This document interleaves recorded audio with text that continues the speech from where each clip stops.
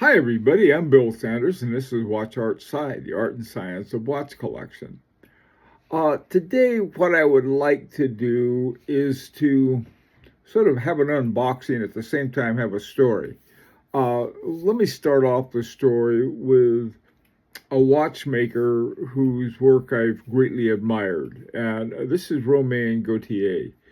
He was a protege of Philippe Dufour, and his watches were way out of my range. I mean, they're right around $100,000. I went figuring, well, I'm going to find a deal on Chrono 24, someplace like that. I found the best deal I could find was $64,000, which is still pretty much out of my range, but I really liked his work.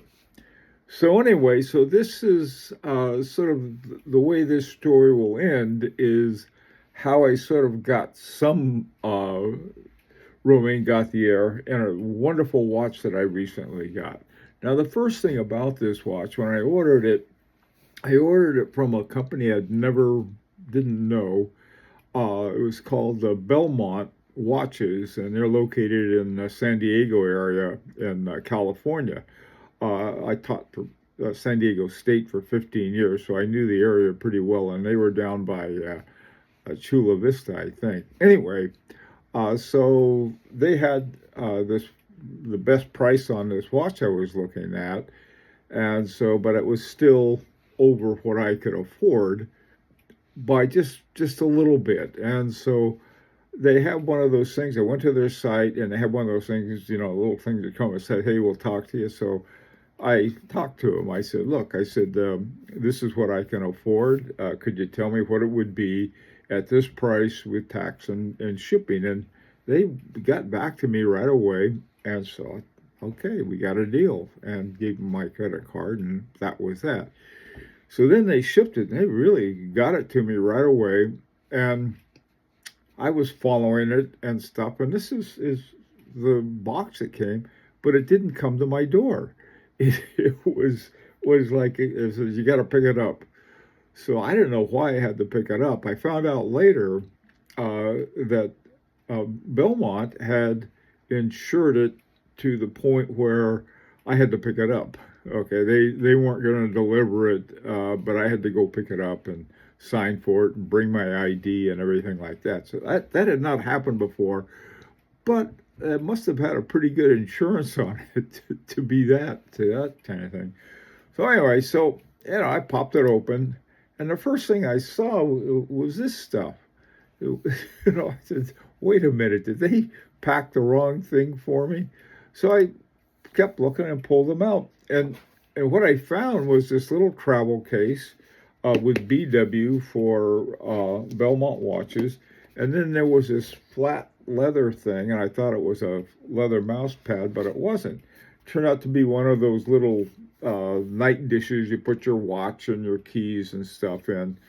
And the thing I like about it, it's made of leather and it's nice and soft. And those are two things I thought, it was really nice thing for the watch company to do. So I thought, well, now I hope they remember to put the right watch in there. So I opened up and it was Chanel. And yes, the watch I got was a Chanel. And then within the box, they had this really nice leather case with their Chanel lion on it. That's nice. And then I opened that up, and there was my watch. This was the first view of I had of it, and of course it's wrapped in this sticker stuff to protect it. And then in there they had they had the little book with a guarantee and all of the information. And on the back of the card is where they have more information. So I had all of the paperwork that I needed, and the next step was to take a look at the watch I got and put it on my wrist, and this is it. Not the best picture in the world, but it was, getting it on. This is called Monsieur, Chanel Monsieur. Monsieur. That's me, Monsieur. And the watch is really a remarkable watch as it turned out. I was reading the reviews of it, and the reviews were almost giddy. This is it. They started off originally. They had two kinds. They had a white gold and a yellow gold, and I think very little later they came out with a platinum version. Then they had some gold versions. I mean, not gold, but with diamonds and things like that. And they were way out of what I could afford. Now this is pre-owned, but it's in great shape. I have all the papers and everything, and it has the strap with it. One of the interesting things, they asked me what state I was in, and I thought, what does that matter? Well, it does matter because in Connecticut, you can have a gator strap as long as it's CITES approved, whereas in California you can't. And I guess they had a leather strap for people who lived in California, and then a gator strap for people who lived where you could have it. Now, the thing about this watch is the Chanel Monsieur watch.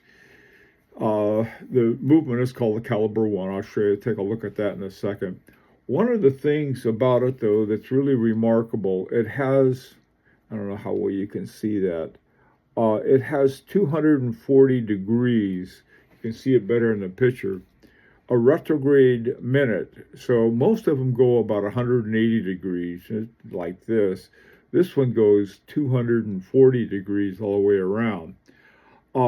They spent 5 years developing it, and what Chanel is rich, apparently. They hired 8 watchmakers, and to work on it. They did some work with Romain Gauthier. He's the guy that I was looking for, and turned out that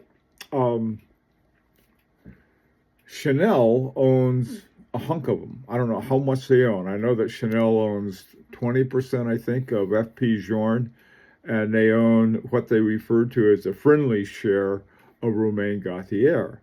And the parts, one of the reasons they bought into Romain Gauthier is that all of the parts are made by Romain Gauthier. So this was really, a nice thing to have. And this is about as close as I could get to having an actual Romain Gauthier watch. The jumping hour down here, the jumping hour, let's see if you can see it. The jumping hour and the retrograde minutes are synchronized so that when one goes, the other goes. They don't go bip, bip, they go bip together.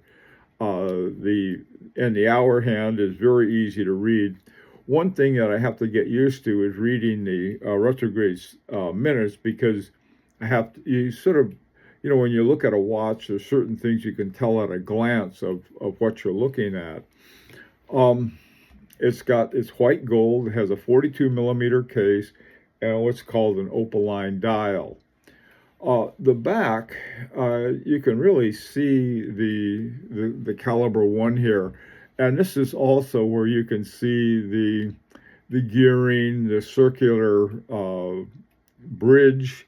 That's all by Romain Gauthier, and so anyway, this is my new watch. I'm over the moon, happy with it. In 1993, this is something else I didn't know. Chanel acquired totally a company called G&F Chatelain, and it make cases and bracelets, and they're in La Chaux-de-Fonds, where they now have the headquarters for. That is the Chanel's watchmaking center. And this was the first caliber that was actually made by Chanel. They had some made for them by Kenissi.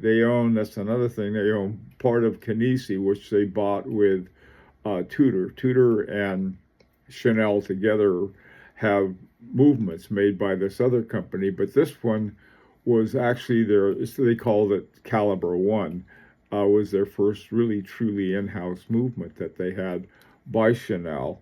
and the watch is a delight. Would really like to hear from you what you think. Um, you should have bought this, I know, but I'm happy with it. Like to get your opinion as always. This is an opportunity to subscribe. Until next time, this is Bill Sanders for Watch Art Side, the art and science of watch collection.